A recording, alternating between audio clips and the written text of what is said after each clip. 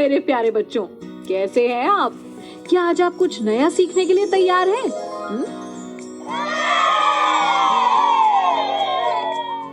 बहुत बढ़िया। भाग।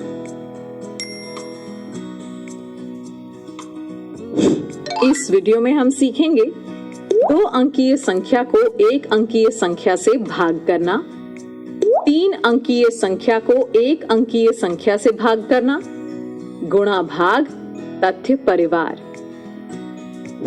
यहाँ देखो, मेरे पास 12 कंचे हैं जो 4 बच्चों में बांटने हैं। तो कैसे बांटेंगे? पहले सबको एक एक कंचा बांटेंगे, फिर एक एक कंचा और फिर एक एक और। तो हर बच्चे को कितने कंचे मिले? सबको 3 कंचे मिले दीदी। बिल्कुल ठीक। तो इसे लिखेंगे 12 भाग 4 बराबर 3, है ना? जानते हो, वो संख्या जिसका हमें भाग करना होता है उसे भाज्य कहते हैं। तो यहाँ भाज्य हुआ 12, और वो संख्या जिससे हम दूसरी संख्या को भाग करते हैं उसे भाजक कहते हैं। जैसे यहाँ 4 से भाग कर रहे हैं ना, तो भाजक हुआ 4। और भाज्य में भाजक से भाग देने पर जो संख्या मिलती है उसे हम कहते हैं भागफल, जो कि यहाँ है 3। जानते हो बच्चों, हम इस विभाजन प्रतीक के साथ भी भाग दर्शाते हैं। प्रतीक में 3 क्षेत्र होते हैं। इस पहले क्षेत्र में हम भाज्य लिखते हैं। ये सबसे बड़ी संख्या होती है जिसका हम भाग करते हैं। तो यहाँ लिख देंगे 12।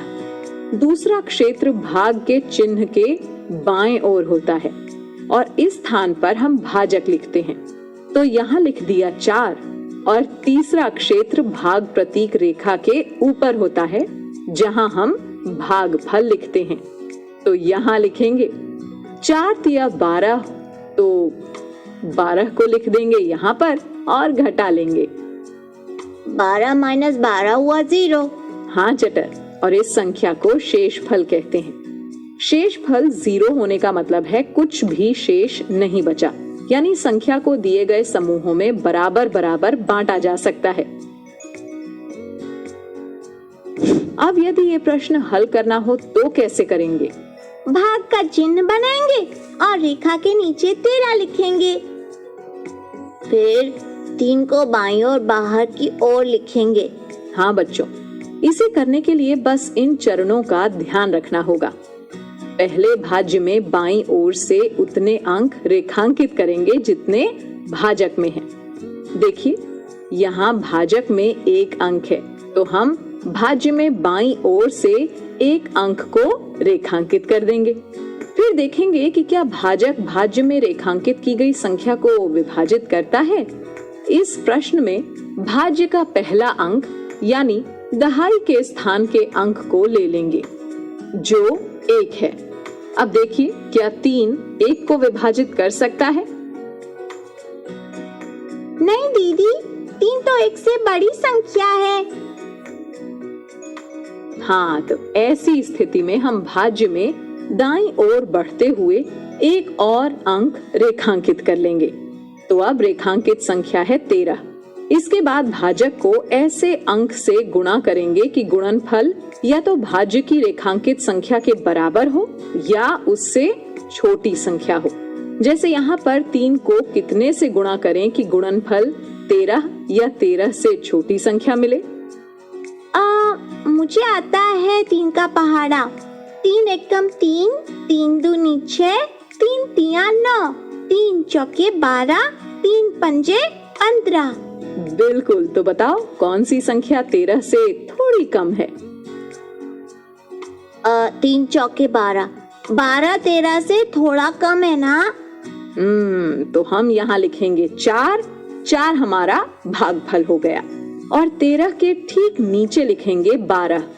फिर हम 13 में से 12 को घटाएंगे। तो पटर, क्या मिलेगा हमें? 13 माइनस 12 1 मिलेगा। हाँ, यानी ये 1 शेष रह गया, तो ये 1 हमारा शेषफल हो गया। एक बात हमेशा याद रखना बच्चों, शेषफल हमेशा भाजक से छोटा होना चाहिए। यदि ऐसा नहीं है तो सवाल हल करने में कहीं त्रुटि हो गई है। इसे ऐसे भी दर्शा सकते हैं कि यदि 13 कंचे 3 बच्चों में बांटेंगे तो हर बच्चे को 4-4 कंचे मिलेंगे और 1 कंचा शेष बच जाएगा। जी दीदी। जी दीदी। अब अगला प्रश्न है 24 भाग 5। यानी 24 को हम लिखेंगे रेखा के नीचे भाज्य के स्थान पर और 5 को लिखेंगे बाईं तरफ भाजक के स्थान पर। यहाँ भाजक में एक ही अंक है तो भाज्य में 1 अंक रेखांकित करेंगे। आप देखेंगे क्या 5 2 को विभाजित कर सकता है? नहीं। अब क्या करेंगे? अब भाज्य में दाईं ओर बढ़ते हुए 1 और अंक रेखांकित कर लेंगे। तो अब रेखांकित संख्या है 24। अब पता करेंगे कि 5 को कितने से गुणा करें कि गुणनफल 24 या 24 से छोटी संख्या मिले। मुझे आता है 5 का पहाड़ा। 5 एकम 5, 5 दूनी 10, 5 तिया 15, 5 चौके 20, 5 पंजे 25। क्या करेंगे दीदी? देखो 5 चौके 20, 24 से कम है और 5 पंजे 25 ज्यादा है। यानी यहाँ पर हम लेंगे 5 चौके 20, तो 4 को भागफल के स्थान पर लिख देंगे, 20 को 24 के नीचे लिख देंगे।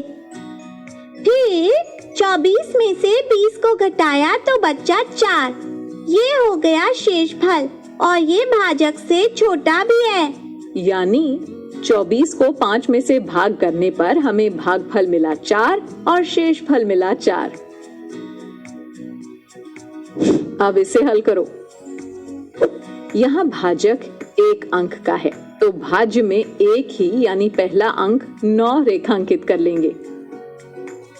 आप देखेंगे कि क्या 7 9 को विभाजित कर सकता है? हाँ, कर सकता है। सबसे पहले 7 का पहाड़ा देखेंगे। 7 एकम 7, तो 1 को भागफल के स्थान पर लिख देंगे। 7 को 1 के साथ गुणा करने पर हमें मिला 7। 7 को 9 के नीचे लिख देंगे। 9 में से 7 घटाने पर मिला 2। बिल्कुल, भाज्य के दूसरे अंक यानी 4 को ऐसे नीचे उतार देंगे। ये मिलकर हुआ 24।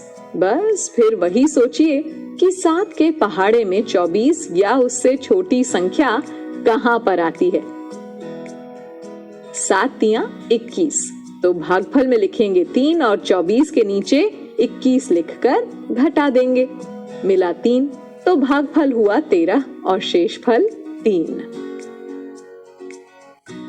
चलो अब थोड़ी बड़ी संख्या लेते हैं। 413 भाग 8।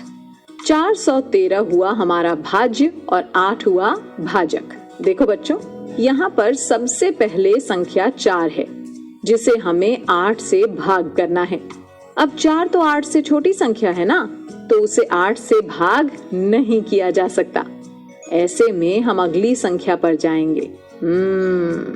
अब ये संख्या जिसे हमने भाग करना है हो गई 41। इसे रेखांकित कर लेते हैं।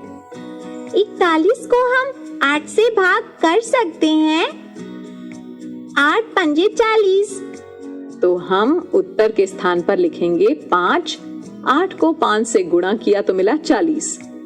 40 को हम 41 के नीचे लिखकर घटाएंगे, मिला 1। अब 7 हम भाज्य की बची हुई संख्या 3 को उतार लाएंगे ऐसे। अब ये संख्या हो गई 13। हमें 13 को 8 से भाग करना है। 8 एकम 8। हाँ, 5 के आगे लिखेंगे 1 और 13 के नीचे 8 लिखकर उसका घटाव करेंगे। 13 में से 8 को घटाया तो शेष बचा 5। तो 413 को 8 से भाग करने पर भागफल मिलता है 51 और शेष फल मिलता है 5। बच्चों, जानते हो कि जिस प्रकार से जोड़ और घटाव एक ही परिवार के सदस्य हैं, उसी प्रकार गुणा और भाग एक ही परिवार के सदस्य हैं। जैसे 2 गुणा 3 बराबर 6 और 3 गुणा 2 बराबर 6, उसी तरह 6 भाग 2 बराबर 3 और 6 भाग 3 बराबर 2।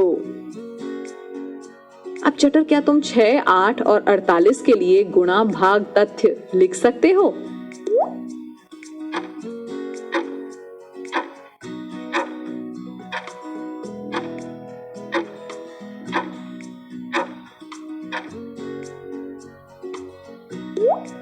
जी दीदी, 6 गुणा 8 बराबर 48 और 8 गुणा 6 बराबर 48।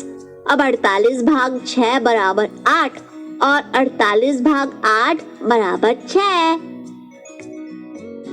बच्चों, आपने भाग करना समझ लिया है। अब आपको गतिविधियां भी करनी हैं, जिससे आप खेल खेल में इस अवधारणा को और अच्छे से समझ पाओगे। और हाँ, इसके बाद वर्कबुक में दिए प्रश्नों का खूब अभ्यास करना है, ठीक है?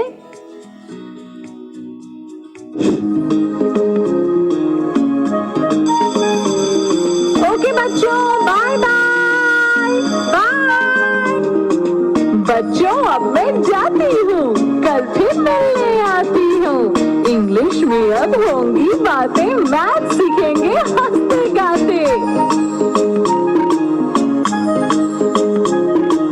पहेली, किस्से और कहानी सुनना अब तुम मेरी जुबानी।